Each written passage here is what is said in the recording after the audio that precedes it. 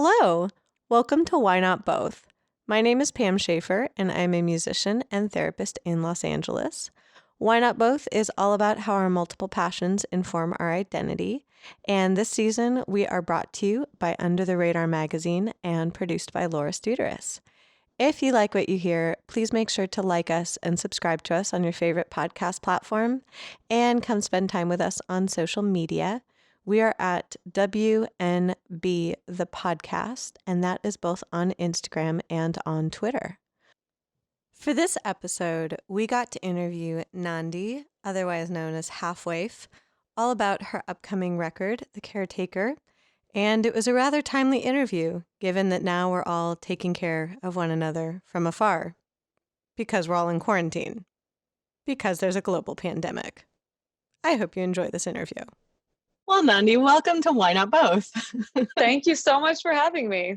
Of course. Welcome to the quarantine edition of Why Not Both. It is so good to be connected with you right now. Yay! Long distance friendos. Yay!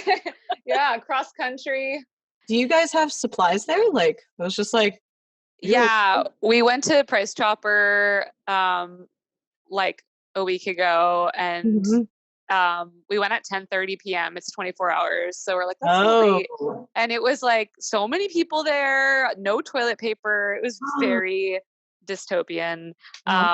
So yeah, we're trying not to go there that much, but it's funny because so much of our life up here is like inherently social distancing, that this doesn't actually feel all that different from how it is normally for us. Like we cook pretty much all of our meals anyway. There's like not really any restaurants, and we don't have like friends in town. We have friends like nearby, but we don't have friends like immediately in town. So yeah, it's been interesting that like, but it does have this new kind of heightened feel because we know that everybody else is experiencing it around us. Yeah, I was gonna say, because like I would say I'm relatively introverted. Like I'll go to a show like maybe once a month, because there's always something on in LA. But it's like I tend to prefer solitary activities unless it's a very small group of people. Like I like socializing one-on-one. And so for me, it's not a huge lifestyle shift. But what I have noticed is, one, I can't go to the shop and buy normal people things. And then also I'm literally dealing with a lot of my friends who are not used to this lifestyle and I'm flat out having mental breakdowns. Yeah, that's like my sister is like the complete opposite of me, and she's totally freaking out. Yeah. I'm like, Jenna, just chill, like read a book, like enjoy this time that you have where you're not having to be in, she's a teacher. I'm like, just enjoy it. Just like, I don't know what to do. I'm freaking out. I'm so grateful right now that we do have lots of ways to connect with one another, at least virtually. I know. And it's so interesting because I feel like right before this all happened, you're seeing so many people talk about how damaging social media is for mental health. And certainly for me too, like needing to get away from the internet and like be grounded in the real world. And now we're seeing that totally flipped on its head, where social media and the internet is the place where we go to kind of connect and debrief and feel grounded. Otherwise we go insane in our solitude. So it's pretty funny that it has shifted so radically along with everything else.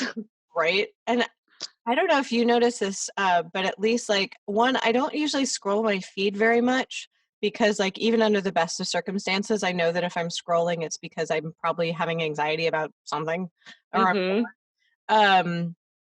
But recently people have either been posting informative things or like actually streaming themselves doing interesting things, which I actually like better. Like I'm really into watching people's live streams or talking one-on-one with people. Well, I always talk one-on-one with people, but watching what people are choosing to stream is really cool. Like all of a sudden I'm like, oh my God, my friends are so talented. Totally. I feel like it's maybe just all around more meaningful content. Yeah. And it's not just this like mindless dump. It's like, oh, this is actually something I want to share and that people want to hear. Yeah. And like I've been like taking yoga classes online and seeing people like, offering therapy sessions. And it's this really like amazing outpouring of skill and talent, as opposed to just like meandering musings that no one really cares to read.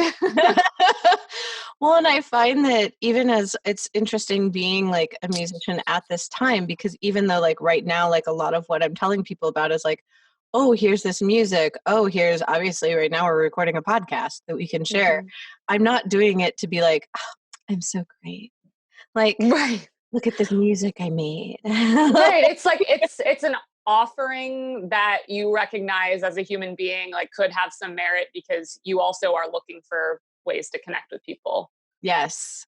Yes. And I find it really interesting based on like the theme of your album. Yeah. Like,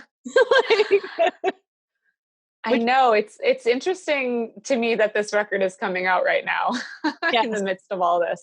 Yes, because an album about caretaking during a time when we all need caretaking, I was like, hello, this is very appropriate.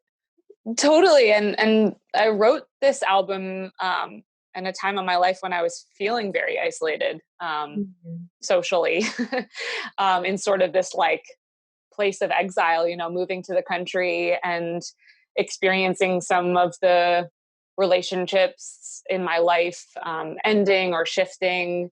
And so a lot of this was written from this place of being alone and kind of looking out at the world, looking for ways to connect. And so for this to be coming out now, and I'm like once again in isolation, but actually now we're all here. I was going to say now we're all in isolation together. Yeah, there is something comforting about that. I also do love the reference of like, once again, I'm coming to you with an album about isolation. I know, totally. That's fascinating though. Like, what informed your decision to even move to kind of like the countryside in the first place? Yeah, so we moved up here, what was it, in 2016. We were looking for a place to record an album. We had left Brooklyn after living there. I'd been there for 5 years and was living with my partner, now my husband. And we were playing in a couple different bands and touring so much that it necessitated a move out of the city. Just couldn't pay the rent, and also didn't really make sense to have a place there if we were hardly ever home. Oh yeah, at that point it's like a storage unit.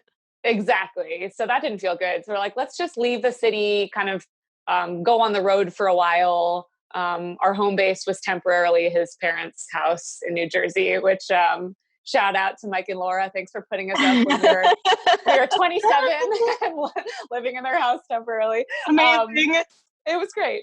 But then at the end of that little stint there, and when we wanted to start working on another record, we looked for a rental home upstate. I feel like the Hudson Valley is always, New Yorkers talk about it like it's this mecca that everyone is trying to get to, or believes they'll someday live there. And certainly we had talked about it for years, like someday we'll move to Hudson. So we were looking at places up in this area. And this is pretty close to where I grew up, just about an hour. Yeah. So this area feels very much like home. I grew up in Williamstown, Massachusetts, which is right on the border of New York.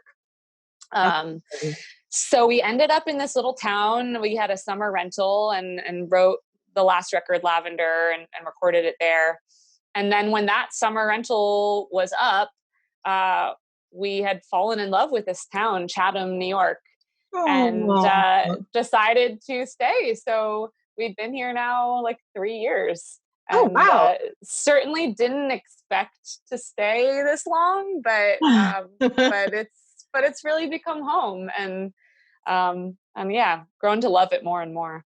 That's really wonderful. And I like that it allows you the space to actually, it sounds like it's a better space for where you're at now. If you are recording albums, as I mentioned before, there were banging sounds from one of my condo mates. A few condos over, that when they started, they had said, oh, you won't hear it in your spot. And I was just like, I don't know if you know how noise works. Right. Yeah. We don't have any of that here because, we don't really have any neighbors. Exactly. I was just like, that is the perfect place to record, is where you have no neighbors. Exactly. And once we moved up here, I was sort of struck by the fact that I had lived in the city for so long, because I grew up in this kind of environment. And I almost, after living in New York and before that I had studied abroad in London, I was sort of exploring this city side of myself, which gave me a lot. But returning to the country and to nature was like, oh, this is who I am. This is such a part of my identity that I kind of forgot for a little bit. And it Oh, was such a natural reunion when I did come back up here. It felt right. that's so cool. Like, what parts of yourself did you rediscover? Um, I think it's the solitude. Mm. I spent a lot of time alone as a kid, playing in the backyard. We had a big yard, Hmm. with like blackberry bushes, and I had a rope swing, and I I just remember being outside, being in the yard, being in the woods surrounding my house, um, making up these worlds and going on adventures. And I think that was a big part of me becoming an artist and a songwriter, was just having the opportunity to cultivate my imagination by being out in nature by myself. I was like, I'm just listening to that, and I was like, that sounds so magical. I was It like, it really it really was. I look back on my childhood. By the time I was in middle school, my parents had separated, and I feel like from that point on, I was a little more angsty. uh-huh, But uh-huh. very early childhood. Yeah, a lot of happy memories outside. My family has a cabin in Maine, very far northern Maine, Hmm. on the border of New Brunswick, and we used to go there in the summers as a kid, and it's on a Oh, lake, and we would go, kayaking and canoeing, and a lot of exploring happened there too. So yeah, I think it was just I wasn't aware of it as a kid that it was a big part of my upbringing, but mhm. certainly now looking at, my husband Zach, who grew up in New Jersey, like right outside the city, it was a very different kind of upbringing. But for me in this small town, being outside and in the woods, and in the meadows was just like kind of an everyday part of life. There wasn't a lot to do in that town, so I think I had to kind of make my own fun. Well, no, Um, that's what I was yeah. thinking when you were talking, is that in some ways, because there's not like external stimulus, like in the city where there's always, always, always something to do, it's like you have to think of your own stuff to do. It's almost like a gift to be kind of bored. Absolutely. Yeah. And I experience that so much now as well, where it's like the days are much simpler and quieter, and there's more space to fill in with your own creativity. Like, you have to shape the time that you have. It's not going to be shaped for you by these outside forces. Like, you really have to be the one to mold it into something meaningful. Exactly. And that's, I love that you said like to like kind of like catch on to meaning of something. And it sounds like, in essence, like being in nature is meaningful and then like fosters more meaning for you to do other things. Cause I was like, yeah, that's what it hinges on, is if you're just kind of, I just imagine that like that gif of John Travolta from Pulp Fiction where he's just standing there being like, Yeah. it's like Yeah. at first you might have a few moments of that kind of feeling, but then like something kicks in where all of a sudden that like inspiration strikes, or you start looking around you and you're like, oh wait, oh. Exactly. I think the beautiful thing about nature is it gives back so much to you, and it's always changing. And we really take it for granted so often in our lives, when we're kind of caught up in our narratives and our worries. And if you take a second to like actually just look, there's such a richness of detail, all around us. Oh, And I'm looking out my window now, and just like, it's so amazing that there's like, yeah, there's this whole incredible world out there that gives us something back, if you're open to being a part of that exchange. right. And I think that I think that it's interesting when people believe that they're not part of that exchange. Like we are of that. Like we can distance ourselves, but when it comes down to it, it's like, no, that's us too. Absolutely. And I think that's been really important for me as well, like mental health wise, to be living in the country. Whenever I'm getting very caught up in my problems or my woes, it's really nice to take a break and go for a walk outside where, this whole ecosystem is thriving, and sustaining itself. That has nothing to do with me. Of Right. course, there are the parts of nature that we are affecting, very negatively. But in terms of just going out into the backyard, like the birds are out there, the deer are going by, like they don't care about my little issues. Like it's really it's humbling and Yeah. comforting, and it helps me calm down so often when I can just like remove myself from being the center of my life. That's so true, especially when you're watching. I was thinking of on a trail that I like to hike on. There's this one tree that the woodpeckers like to go to. Oh, And nice. they always make me so happy because like it reminds me, one, it's very consistent, but it reminds me of like that there's something outside myself. There's just little sweet woodpeckers trying to get snacks. Totally. Yeah. Bird watching is a newer hobby of mine. I'm trying to get more into it and learn how to identify all the birds in the Ooh. area. So yeah, we went on our honeymoon to Costa Rica in August, and we did a bird watching expedition there, and we Oh my gosh. both became obsessed with bird watching. And then for Christmas this year, we unknowingly got each other binoculars. So anyways, we have the we have the equipment, and now that actually today is the first day of spring, so we'll be out there with our binoculars, looking for some new friends. Oh my gosh. Oh, that's so true. I was just like, oh yeah. In all of this, I was just like, it's Ostara today. I knew that. Yeah. How did you start getting into that? I was like, first off, that's precious that you both got each other binoculars. I was just like, that's like the best gift of the Magi situation you could ever pick out. I was like, how did that start and what have you learned through it? Because it fascinates me. It's something that I don't know that much about. I just have woodpecker friends. Yeah, well, I think part of it is just so I read this book called Braiding Sweetgrass. I Mm-hmm. don't know if you've read it or heard of it, but Mm-mm. I highly recommend it to everybody. It's by Robin Wall Kimmerer. And she is this botanist, and also belongs to the Potawatomi tribe. Oh, wow. So she's combining scientific and indigenous wisdom and teachings about the planet, about the earth, and wildlife, and kind of our place in things. And so I read that book 2 summers ago, and it was really about honoring where we live by knowing the names of the trees and the birds and the creatures that are around us. Oh, There's something that really has struck me about that, like wanting to, wanting to learn the names, to recognize that I'm just one part of this landscape. I don't own this landscape. The trees right. in my yard were here long before I was here. Right. So it kind of set me on this journey of wanting to, wanting to like look at each thing and be able to say like, oh, hello, woodpecker, like hello, locust tree, and really be able to see it in this way that celebrates and honors it. That book was, I realized as you were talking about it, that book was heavily referenced in Jenny Odell's book, How to Do Nothing. Yes, it was. I just read that book a couple weeks ago, and I was so stoked when she mentioned braiding sweetgrass and also her love of bird watching.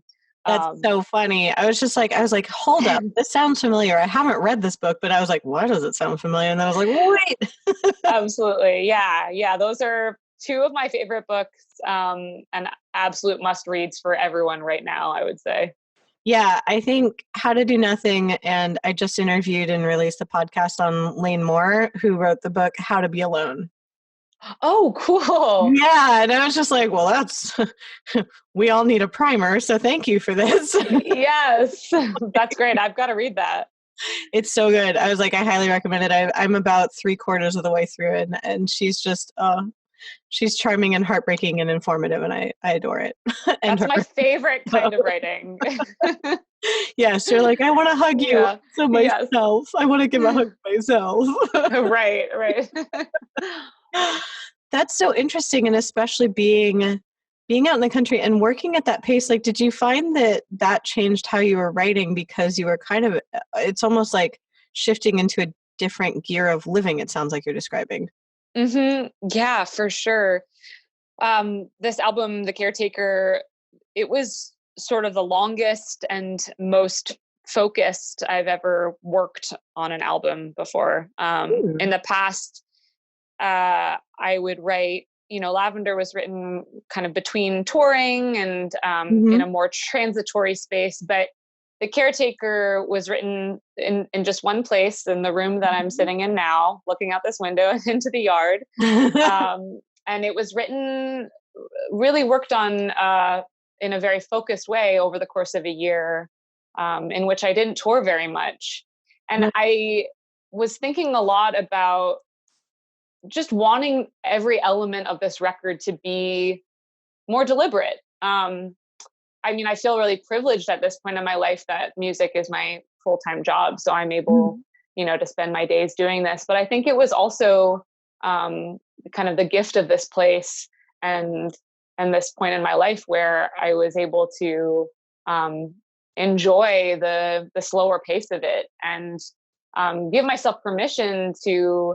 I wrote so many songs for this record, or like Mm-hmm. ideas for songs, and scrapped so much of it, but was really able to like take my time in figuring out what this record was going to be and what Right. was it about. And even the name, I was so frustrated that I didn't come up with the album title until really late in the process. And I mean, I was just talking about kind of the importance of naming things and how that feels like an honoring.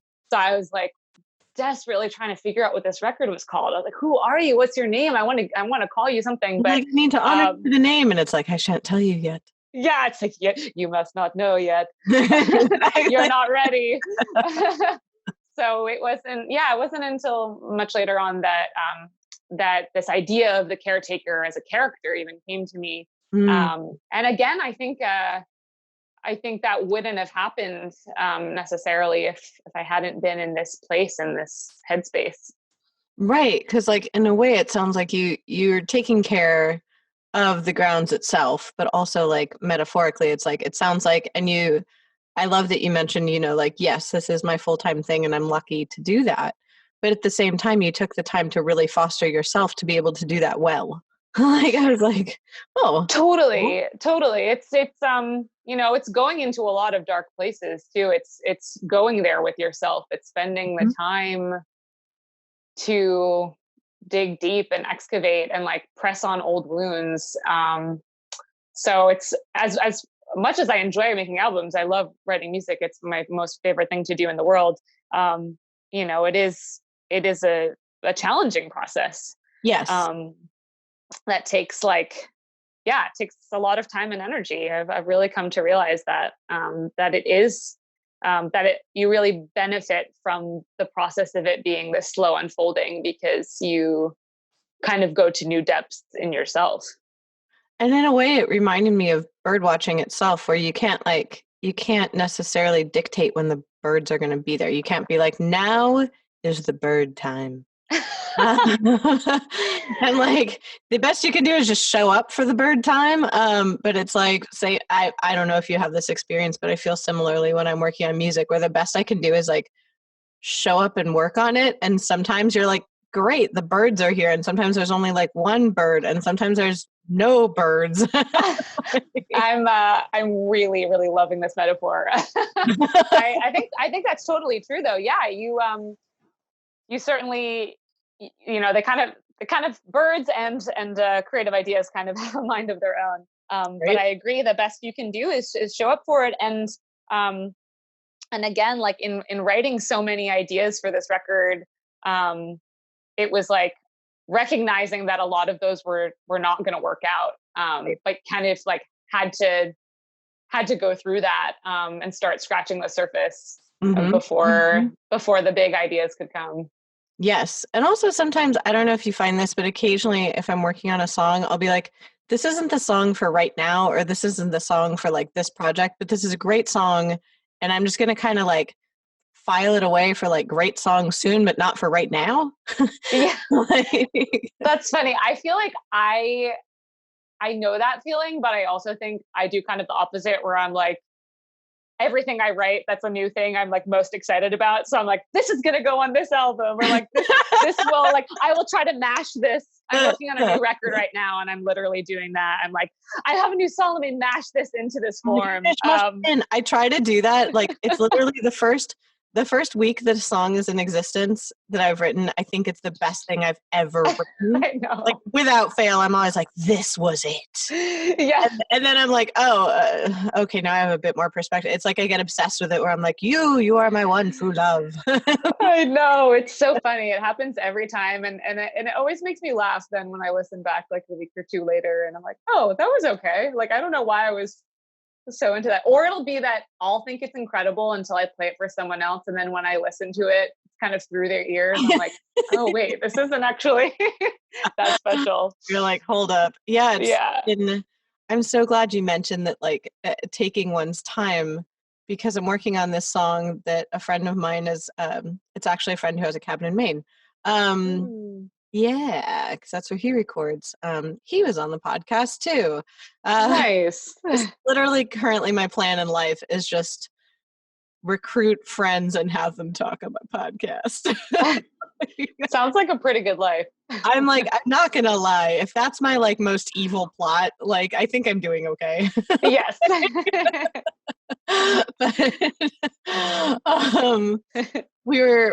I was sending demos back and forth with him, and it was interesting because he really liked this one part of the song I was writing.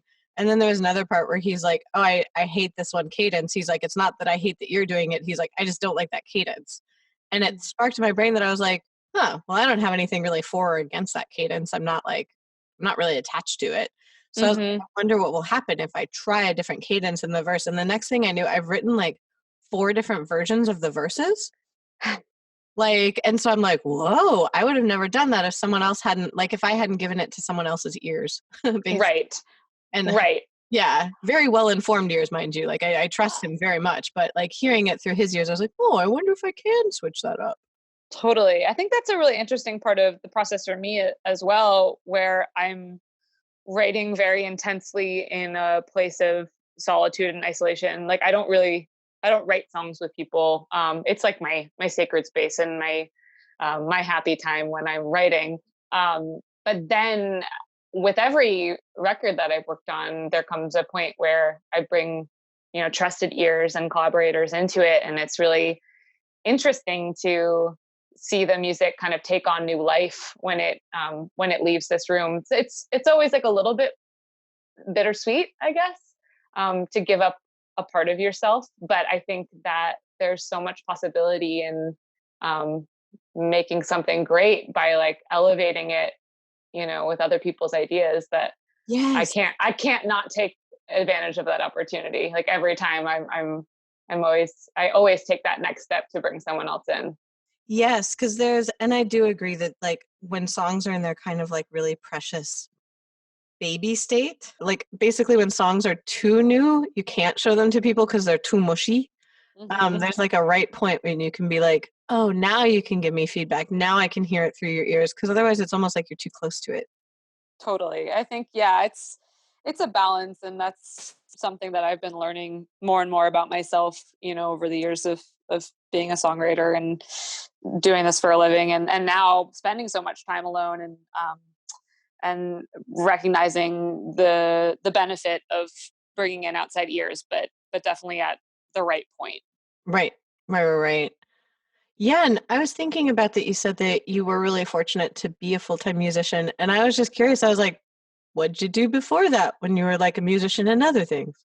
Oh yeah. So I had a lot of different jobs when I lived in New York. I worked in a cheese shop for a little while. Awesome. So I know about cheese. Heck yeah. Which is pretty cool. That's a good skill to have. I was a nanny, and then I worked for a while, for about 4 years with a music nonprofit Oh in wow. Brooklyn. Yeah. Well, they're still going. They're called Found Sound Nation, and they organize projects and programs around the world that bring different groups of people together through collaborative music making. It's Oh my pretty God. cool. Yeah. Oh gosh, that's amazing. What was your role with them? I was it was a really small team, so I did kind of a lot of different things. But on our big program, I was a tour manager, actually. So Mhm. I got to see the other side of the life that I live now. Ooh, Um, what was that yeah, like? it was a big task because this was a program that we did. It was a month long residency and tour for like 25 musicians from around the world. Oh wow. So they all spoke different languages, and they were all adults. They're all like my age, and I had to like wrangle people, get them where they needed to go. But it was a good skill to hone, Wow. knowing how to be organized on the road like that. So now, up to this point, I've actually tour managed myself on my US tours. I'm really good at spreadsheets. I was gonna say that is, oh my God, like managing all the tour managing. Good job, Pam. But like juggling all of the tour managing while also being the artist performing those are such different roles that I'd imagine it's almost like you'd have to kind of really like that goes even beyond like, oh, I'm just gonna put on a different hat. Like that's so much to do when you're on the road. Yeah, it's funny. I feel like I've always had this I've always lived in this contrast in myself where on one hand I'm very creative and that free spirit, always dreaming up worlds, and on the other hand I'm like a little bit type A and Uh-huh. very organized and like to be in control. I guess those things make sense when they come together, being like a solitary songwriter. Like I like to be Right. in control of my writing. Right. And I'm very disciplined with like making this my career. There were so many points along the way where I said I was going to quit music. Oh my God. Like so many moments where I was like, I've been pushing so hard and it doesn't seem to be, going as fast as I wanted to, or going where I wanted to go. And I haven't quit yet. And I think that's because when it comes down to it, I started writing songs and making up music as a kid just for the sheer joy of it. I just love Right. doing it. It was my way of interpreting the world around me. Running around the yard and making up my worlds and my imaginary friends, and then turning those into songs. That was just like a natural extension of communicating with the world. And so I think I haven't quit because I'm just kind of held by this very basic instinct Yeah. to keep interacting with the world that way. Well, and it's fascinating what you said about like that it wasn't going as fast as you wanted. It wasn't this, and I find that I mean I've experienced that, and I think just about every musician I've talked to has Hmm. experienced that where it's the external things that make it difficult as opposed to necessarily the wanting to make music itself. Like that's always there, and it seems almost like we put a lot of pressure on ourselves to be like, whoa, a music career has to look like XYZ, or it has to Right. do this, or it has to do this on this timeline. Um, Right. and it puts so much Yeah. pressure on us. Totally. And it's really interesting right now on a global level. Like we're being told to slow down. Yeah. This productivity machine, and this drive to like always do more and keep generating more content and whatever. Like we're just being told we have to slow down. And Yeah. I think that'll be really interesting to like see what kinds of work comes out of this time, because as I said, this mirrors in some ways the life I have already been living for the last couple of years up here, Right. where everything did slow down. I removed myself from the city, which was really sad at first. The city was my home, but then I saw that it was so much better for my mental health to like, yeah, just physically remove myself from this center of productivity, Right. um, and step outside of it, step outside of the expectations that I had for myself there, and kind of rewrite my own rules. Well, and I feel like it would give you a different kind of attention. Like we were talking about how to do nothing Hmm. earlier, and what you're talking about reminded me of some of the things that she was writing about that it gives you the chance to actually give what you're doing deep attention because you're outside of the mindset of productivity. You're just in the mindset of, kind of seeing what comes in the moment, seeing what comes creating and showing up for it. It's not like you're just sitting there. But it's like you're Totally. you're giving it your full attention though.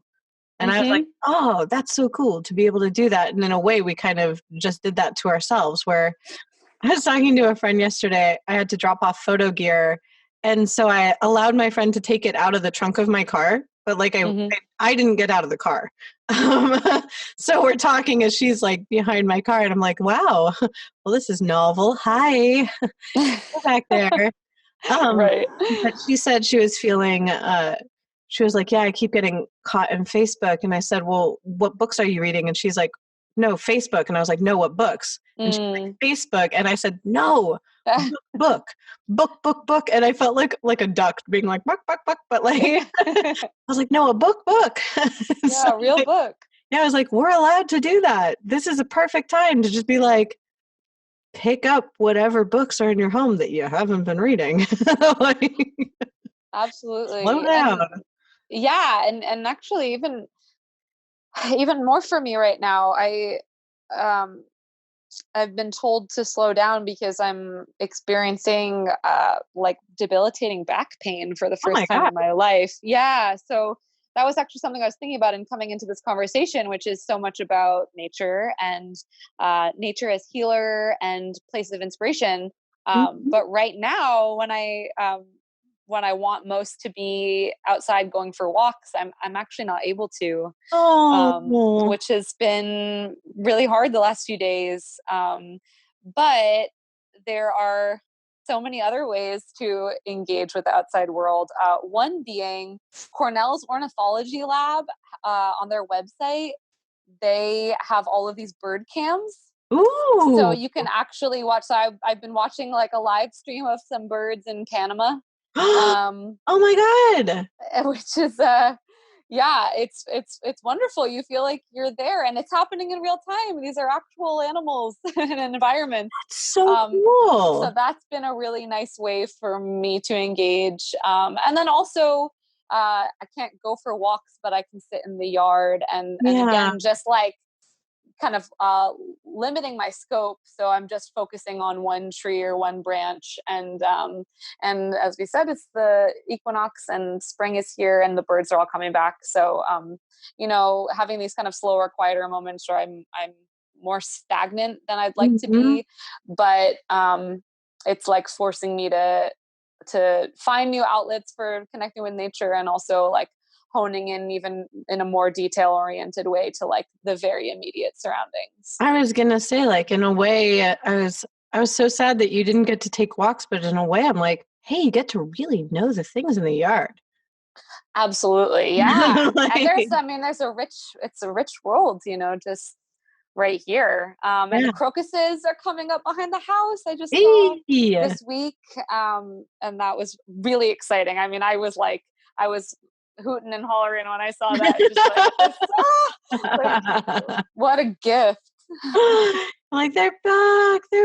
Yeah, and I think, like, tuning into those cycles around us instead of, I don't know, it really struck me when you were talking about, like, creativity versus productivity. That's definitely come up a lot. Hmm. And just tuning into the world around us that's not about productivity. Hmm. Like, there's so much to tune into that's not about, like, what are you making? What are you doing? Yeah, I'm a Capricorn, so I have a really hard time with that. I mean, I like I I want to be productive all the time, and sometimes find myself lapsing into like into that kind of wheel in my head of just Yeah. like, okay, well, what's next? What's next? What can I make? What can I create? What can I generate? Yep. But again, just like recognizing that nature and the world around us offers us a different way of being in the world that's Right. removed from that machinery. Right. And that's so funny you said that. My friend that I'm producing his songs, he's a Capricorn, and I was born on the Aquarius Pisces cusp. So he always jokes that he calls it, I think it actually is the name, unless he made it up, in which case it's the name now, but it's the cusp of sensitivity. That's beautiful. I was like, that's so lovely. Because, like, I would say I am pretty driven to create, but I tend to do it from, like, oh, well, what are the multiple perspectives of this? And how are the different ways we can look at it? And how are you feeling? How am I feeling about the creation? And so it's like, I'm very driven, but I don't have that, like, he's like a mountain goat. Like, we hike together, and sometimes I'm like, yo, slow down. I'm only 5 feet tall. Like, calm thyself. So I feel the same way when we're working together, that it's that push-pull of, like, I wouldn't say that I'm the person that then is sitting on the hill staring at my foot. But I'm certainly not the, like, let's charge up the hill, go, go, go, go, go. Right. So it's a good balance to have, to remind yourself that, you're going to make it up the hill regardless. Definitely. Yeah. And that just reminded me of something I've been thinking about with like, turning 30. So I'm 31 now, but turning 30 and entering my 30s was this really wonderful experience of feeling like in my 20s, I was like charging up this hill, just feeling like I gotta get there. And that, like, to me in my 20s, the 30s, turning 30 was kind of the peak, and was like, okay, I like have to achieve all of these things before I reach that point. And then of course that was a totally arbitrary idea. Right. And I turned 30 and I kind of got to that point that I thought was the peak. And I'm there and I'm looking out at this like vast, beautiful vista of the rest of my life. And there's so much more.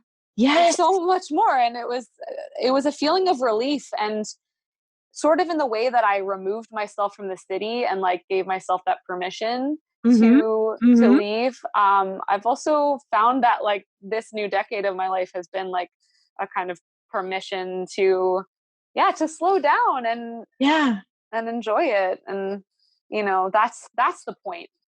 Yes. That's the point in itself. I feel like that right there, like what you just captured. I was going to ask you what your advice would be to others, but I feel like you just gave that advice. Yeah. Instead of like seeing things as like the end point, that it's just like a vista to look out to like all of what's in front of you. I was like, I love that. Exactly. I mean, I really think that that's been a huge lesson for me to learn. And it's made me just find even more meaning in my work and in writing songs. Yeah. Not as like this endpoint of like, okay, what album is this going to be on? And like, where is this going to go? But just enjoying like watching myself become more skillful and grow as a songwriter and producer. Yes. I think that every artist should hear that like, I know that I put that pressure on myself, and I know a lot of other people did too, but the more I'm talking to artists, it's like, we're all like, we have to do it by the time we're 25 or by the time we're 30 or by like, like these like deadlines that we have for ourselves. And then you get to the deadline and you're like, it was all a ruse. Right. Right. Like, oh, I actually am getting better at this. I was talking to Bethany from Best Coast, and we were talking about how great your 30s are, because she's like, I'm the kind of person that buys jars and puts sticks in them now. And I was like, I love stick jars. Like, that's so great. We're just like, oh my God. And we're just like, if your 30s are this good, can you imagine how great your 40s are going to be? And then your 50s, like, we're like, oh my God, like the secret is actually that it gets better. I know, it just gets deeper, you just kind of, you find like they're like the ground beneath you just like is deeper and deeper, and you can sink into it more and more. It becomes more and more magical. And I was just like, oh. Well, thank you again for joining me on Why Not Both. I really appreciate you taking the time. Thank you so much, Pam. I really enjoyed chatting with you. Thank you so much for joining us for this week's episode of Why Not Both. If you liked what you heard, please make sure to like us and subscribe to us on your favorite podcast platform. You can also come hang out with us on social media. We are at WNB the podcast, both on Instagram and Twitter. This season, we are brought to you by Under the Radar. Under the Radar is a nationally distributed print, music, and entertainment magazine and website. You can find them at www.undertheradarmag.com and feel free to support them on Patreon. Extra special thanks to our producer, Laura Studeris, who has been absolutely amazing. Thank you again, and I look forward to next week's episode.